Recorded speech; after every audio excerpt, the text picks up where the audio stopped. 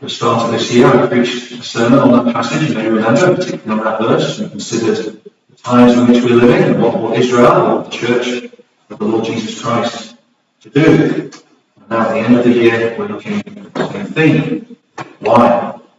Because, as I'm sure you will have heard, the results of the 2021 UK Census recently come out, and they were quite a shock to many people. And I thought it would be good, since this is only something that happens once a decade, to do one evening considering these results and what they mean for us and our mission as a church. So, God willing, that's what we'll do tonight. Our first slide, thank you, David, says United Kingdom 2021 Census in the light of Scripture. So, don't worry if you're not interested in statistics, things like that. We'll have plenty of Scripture bringing light to how we should understand these things. Understanding the times in which we live and how we should act. So then,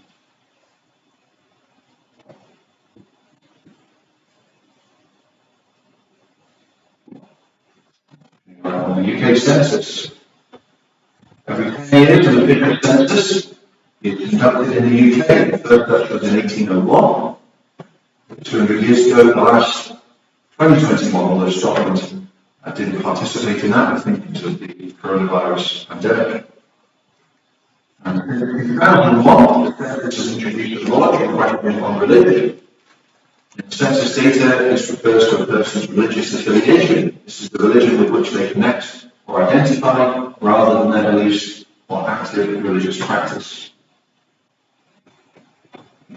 And 94%, or 56 million of UK residents answered this question last year. That's an increase from 92.9% in 2011. So most people answered this question. So we have a pretty good idea from these results.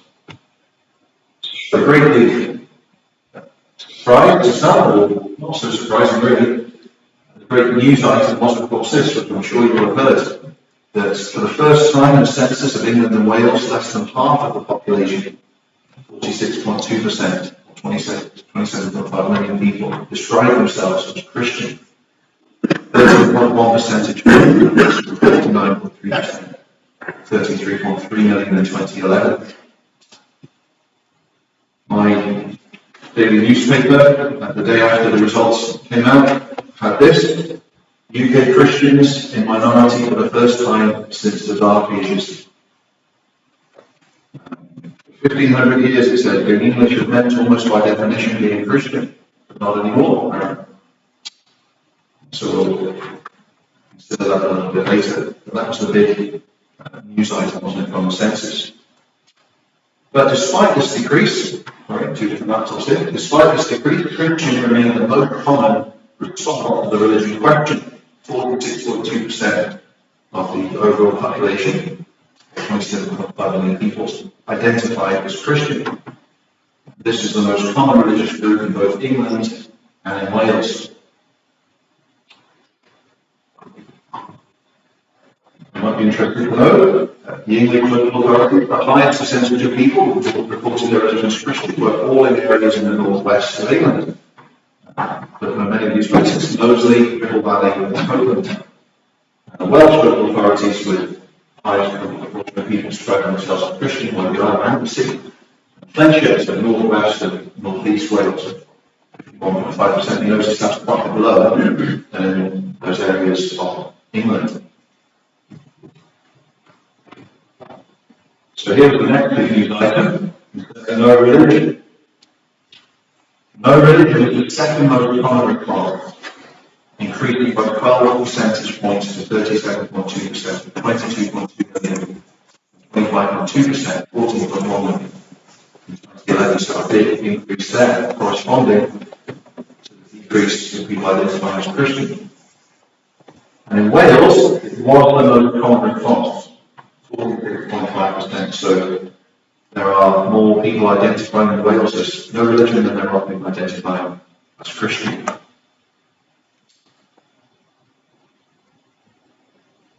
And the areas of England and Wales with the highest percentage of people reporting no religion overall were Wales, Caerphilly, Lyme and Gwent, and Rhondda and Ontario. So all of the Welsh valleys, South Wales. And Wales also had the area that called the greatly decreased, and people describe their religious Christian to the same areas, and also with just the two areas from the top two positions. And in England, Brighton and Hove, in Sussex, had the highest percentage of the population reporting no religion, and also saw a relatively large decrease in the percentage of people describing their religion as Christian. Other religions saw an increase in the number of people who describe themselves as Muslim, 3.9 million, 6.5%. 2021, up from 2.7 million, 4.9% of the population in 2011, and Hindu from 1 million, but now 1 million was 818,000. The most diverse place in the UK is London, which I'm sure will come as no surprise, religiously diverse and ethnically diverse too. Christian is still the most common response there, 40.7%. Over a quarter of London's population identified with a religion other than Christian. So not just no religion, but some other religion.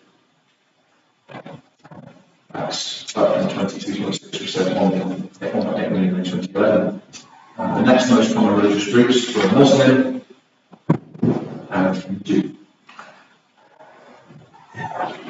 So others, religiously, the northeast and the southwest of England. So our own region, with only 4.2% and 3.2% respectively selecting a religion other than Christian.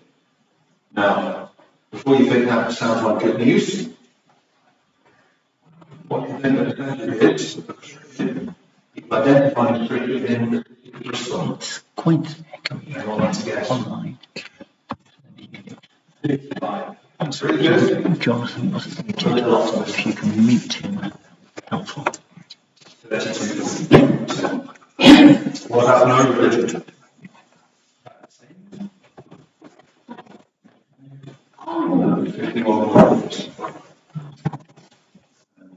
Muslim, 6.7%. Other religions, Judaism, Buddhism, Sikhism, just 3%. Like me, you live in South Gloucestershire. Picture is not much better. Christian, 44.1%. No religion, 46.1%. Muslim, 1.6%. Other religions, 3.3%. And as the Christian towards where we are, I think we're just inside Clifton East, borders of Clifton Village. Vast majority really have no religion around that building. So inclusions from the data, there's simple obvious conclusions we can draw. Every decade, significantly fewer Britons are identifying as Christian. They are losing their faith, and or their offspring are not identifying with it. It's noted that in, for example, Muslim families, it's far more likely that children will identify as Muslim than in families where the parents identify as Christians, much less likely that children will identify as Christian. Christians are now in a minority, though still in a relative majority, so that is, we're the single largest group, but we are not the majority of what Christians means. Whereas Christianity is declining, Hinduism and Islam are increasing, albeit not at a very fast rate, particularly. And this is likely due to birth rate and immigration rather than conversion. The greatest increase that we've seen in no religion, so that is primarily atheists and agnostics. In fact, if I'm not mistaken, I don't have this stat here, but I think I saw that more people identified as agnostic than as atheists, which is interesting. So perhaps not completely made up their minds. Those with no religion will soon be a relative, if not absolute majority in the country, so they will overtake Christians as the single largest group, and they may even by the next census be a majority of people in the UK identifying as no religion. And this is already the case in Wales, as we saw, and in certain areas of England that are no religion is a majority. So, we can have a few minutes, maybe, final questions. What do you think has caused this? this change in the statistics from 2011 to 2021, and this is a trend that's been going on for some time, and they predicted that this would happen. So, has any suggestions? Decline Decline in Sunday schools. So, Bible's not being taught in schools. Yeah, certainly the younger generation, particularly identifying as no religion.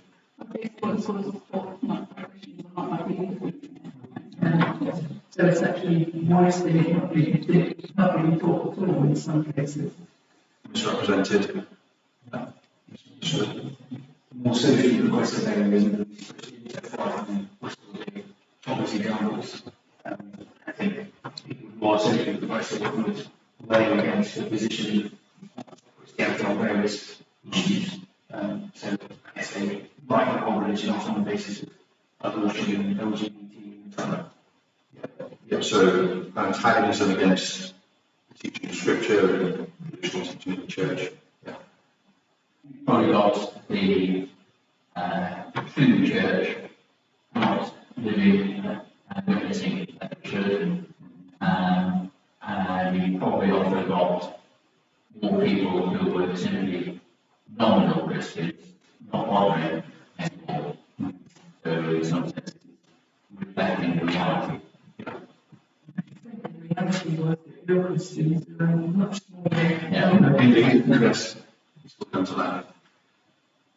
But what other factors, maybe going back quite some time, do you think might have led to this? This increased for a long time. Immigration, yeah, although quite a few immigrants will be identifying as Christian. In fact, another stat that I don't have here, I think some 60+% of black people will identify as Christian in this country, which is quite a lot more than the same, the way we. Of course, some places are very highly concentrated, aren't they? But with the whole country. I think even the Bible is actually must read, isn't it?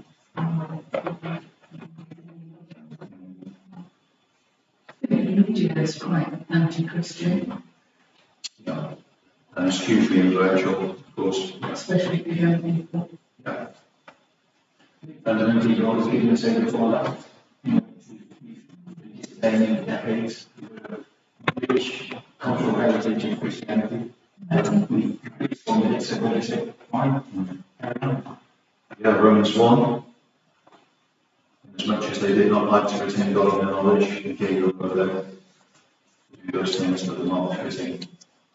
Yeah, I think it's not hard at all to see that pattern of judgment there in our own society. Well, here's a few things that I thought maybe caused people to no longer identify as Christian, whether they were or not. Where was God when I needed Him? Suffering in their own life, whether that's financial hardship or illness, losing loved one. Where was the Lord when I needed Him? Or on the other hand, wealth and materialism. So the Bishop of Burnley, commenting on the census, suggested that people had a consumer mindset. So poverty or riches can drive people away from the Lord. Can't we see that in Proverbs chapter 30, giving either poverty or riches, he says. People are obsessed with just getting wealthy and enjoying themselves, and religion just seems boring and irrelevant. Global tragedy, so maybe you have a relatively pain-free life where we see the wars, that go on. We see World War I, World War II. A lot of this decline comes in from them, particularly the Second World War. Famines, diseases, earthquakes, tsunami in 2004. People think that, if there's a God, will He allow these things to happen? Evolution. People think science through Christianity, science does away with the need for the idea of creating, that people just assume, okay, we've got an excuse now, an intellectual reason why we can just not think about these things at And the sexual revolution of the 1950s, James kind of hinted at, claims Christianity is oppressive, particularly its sexual ethic of monogamy, one man, one woman for life. And so, the era of free love and sexual gratification is just going on and on, getting worse and worse. And, so just real hostility to a lot of what the Bible does teach and what the church rightly has stood for. But also, heresy. Sometimes people, I think, what does the church believe? Because sometimes, they seem to be just going along with whatever the culture says and abandoning belief in the Bible. You don't believe that anymore. And some people might have thought, well, I thought that's what it was all about. And logically, if that didn't happen, if Jesus didn't really rise from the dead, then what's the point of it? So, not just orthodoxy, heresy, not hypocrisy, for example, abuse. People say when they rightly quoting Jesus in a completely different sense, or he meant suffer the little children. That's sadly so many professing Christians and denominations that abused those in their care. So those are just reasons I can suggest as well as to what was all of this. But ultimately it's sin. As Paul said in Romans 1, we do not like to retain the knowledge of God, and given any excuse, our hearts will, if we're not converted, will go away from the Lord. William Cooper, one of our hymn-writers, noted, when nations are to perish in their sins, it is in the church that the rot begins. Very interesting observation. So, John said, not just nominal Christians, but maybe the true Christians who believe the Bible and seek to obey the Lord. We haven't done so sincerely and as vigorously as we should have done. We can't just be pointing fingers at consumer mindset in wider society. So, this is an important point, and Rob alluded to this. In response to these things, we've got to know the reality of what is meant by Christianity, which even the Census did at the beginning. If you remember, it said this is how people identify us as a what they believe or practice. The reality is that the number of true Christians is far fewer than 46%. Those who identify as born-again Christians are merely 3% of the UK. That's the statistic I got from the FIC, Fellowship of Churches. In spite of the fact in John 3 verse 3, Jesus said, you must be born again to enter the kingdom of heaven. A lot of people would not say, I'm born again. I'm a Christian, yes, but I'm not born again. Despite Christ saying, you must be born. Many denominations of clergy, as we know, is teaching heresy, you don't sin. Well, this should sound it should remind us. What did Paul say? Like these people, the Jewish people, they're not all Israel. You are of Israel. They're not all true Israelites like Nathaniel. Israelites indeed who have true faith in God just because they're ethnically Israel. And that principle holds true for Christians. They're not all the church who are of the church, or Christians who are Christian name. Again, speaking of the Israelites, Paul says that with most of them, who God brought out of Egypt, God was not well pleased. We're seeing Corinthians to fall on what happened to them. Remember the flood, however many people were on the earth at that time, there's been a lot, but only 8 people were saved in the ark, saved through water, it said. So, there was no safety in numbers when it comes to the Lord.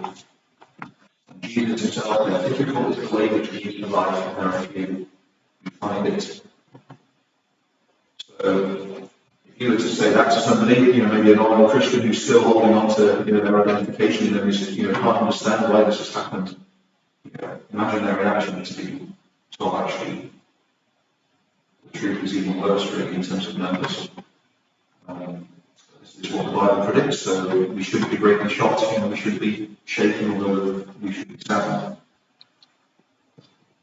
Let's think about some pros from the benefit and positive points. If people are actually Christians, then it is good for both them and us. They are realising that's the case. It must be right, that's the truth. We want people to know the truth in all things. And it's good if they're realising one day, last time I signed tick the box for a Christian, but I really don't think I am someone to say no religion. That's good if they realise it. Why is it good? Well, it's hard to persuade someone who thinks they know God, who thinks they are a Christian, to believe the gospel, than someone who admits they don't know God. They may not believe him at all, but at least they have to say, yes, I don't know God. It's, generally speaking, easier to persuade such a person. Obviously, God saves people, not us, but we are instrumental. But somebody who thinks they're fine with God, like the Pharisees, for example, it's harder, isn't it, to persuade them they need to believe. And also, a lot of so-called Christians undermine our witness, the witness of the church. If people are ticking the box saying they're Christian and they're living their life totally the same as an unbeliever, maybe worse than someone who says no religion, then it's better that that person starts to tick the no religion box and is honest, undermining the witness of the church. And another pro is the ignorance of young people about Christianity, which we mentioned, can create a genuine curiosity when they encounter real Christians and the Bible. I think some of the conversations we've had in the open air, Alison will testify to this. There were some girls local who, I think they were amazed that we had copies of the Bible. They thought this is like a book that presumably, they thought it's kept away, locked in, the Tower of London or something, or, it's not easy to get access to it, and they couldn't believe that they were being, offered just the New Testament, the whole Bible, for free. So there is, in some people, some young people particularly, an increased curiosity. People are increasingly ignorant. There are opportunities there, so there are some pros. And another one, part one, by preaching the truth, and living godly lives, you can have a greater impact.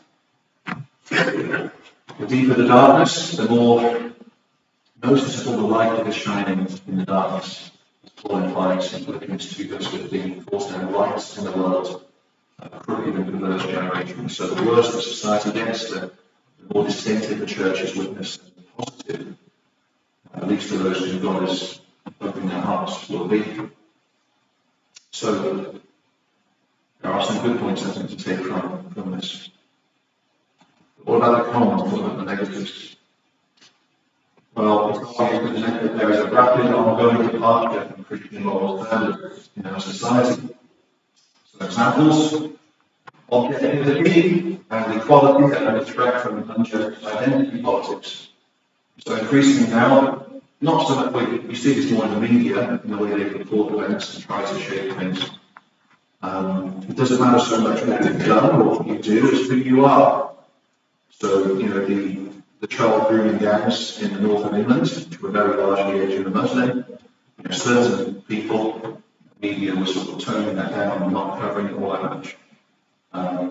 Because it was politically incorrect to do so. One Labour MP apparently even said that these girls should pipe down and this was an abuse for the sake of religion or something like that.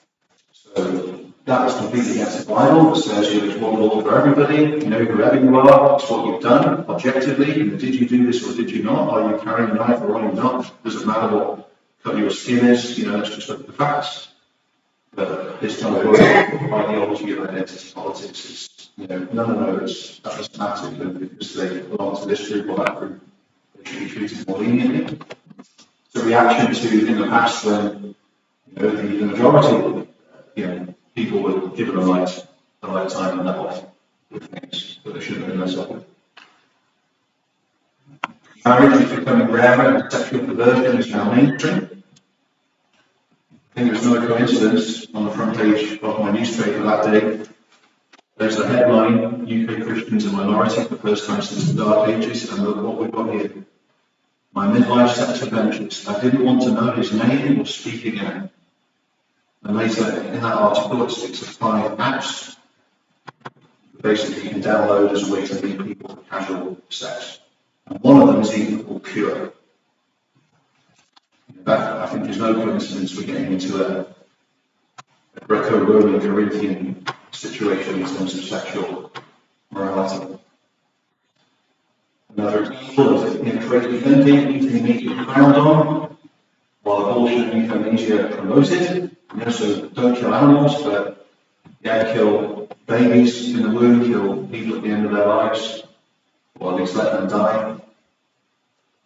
Spirituality, people are attracted to other religions more, although still most people just completely no religion. That's mysticism, isn't it? And exposes people to demonic influence. So we may well see more in society people with demonic problems. And individuals in society suffer greatly from foolishness, and it's sad for us to see. For example, we hear often of the epidemic of mental health issues, and again, I think no coincidence that all of this is going on, and people are struggling and depressed, and we want to help people, don't we, and lead them into right ways of living and thinking. And our biblical position on these matters is seen not as fault, but as true. Not just kind of harmless, wrong, but harmless, but as evil. We must understand this, that what we believe, if people who do understand it regard it as not neutral, but as evil, and that's why there's such hostility against Orthodox Christianity. So some people are just ignorant and curious, but a lot of people are post-Christian and think we've had that and it was dreadful, and anybody who still stands for that needs to be silenced. So persecution, therefore, is increasingly likely. Maybe you losing your job, or being cancelled, being kicked off some forum, or just not invited to a certain event or something like that. That is going on. So there's quite a lot of cons. But what about takeaways? We can eat. Application as we close. So be encouraged by the fulfillment of prophecy, because nothing we've seen tonight, the Bible has not predicted would happen. Particularly in Paul's last letter, 2 Timothy chapter 3, he said indeed that in the last days, and that's the whole period, to be sure, between Christ's first and second coming, but towards the end of them now, certainly well on into them, in the last days, perilous times will come, and the description of these last days is very much matching with what we have. And chapter 4, verse 3, the time will come when they will not endure sound doctrine, but according to their own desires, because they have itching ears, they will heap up for themselves teachers. Jesus said that lawlessness will abound, and the love of many will grow cold. So this should, look distressing to behold and witness. It should encourage us that God has predicted these things to happen, so it should strengthen our faith in Scripture. And don't forget that God still has his elect in the world. Paul was told in Corinth, when he was perhaps feeling a bit fearful, the Lord sent an angel, or maybe stood by him himself, and said, don't be afraid, don't keep silent, speak up, because I have many people in this city. People who are not yet saved, but people who have been chosen. And we know what some of those people were like, 1 Corinthians 6. Such were some of you. Very immoral backgrounds and lifestyles, but God marked them out for salvation, and Paul was the instrument to call them. We will be likewise for such people in our day. We may have been that, ourselves, people from very degraded and very anti-Christian backgrounds, or we may have been phenomenal Christian backgrounds. Elijah despaired, thinking he was the only one left, but God said, no, it's not true. I have 7,000 who come out to God. So there is still a true church, and if we looked at the stats for the true church, they are, I imagine, growing. That 2 to 3%, still very small. I imagine that is increasing. Remember that God had revived us in the country before, and He can do so again. If you're in need of encouragement, read Psalm 85, prayer for revival and confidence in what God can do. We met a chap in the open air last night, who's a Christian, Jeremy from Plymouth, and I said, you heard about the census there and what's going on in society, and he just straightaway said, yes, but it's happened before.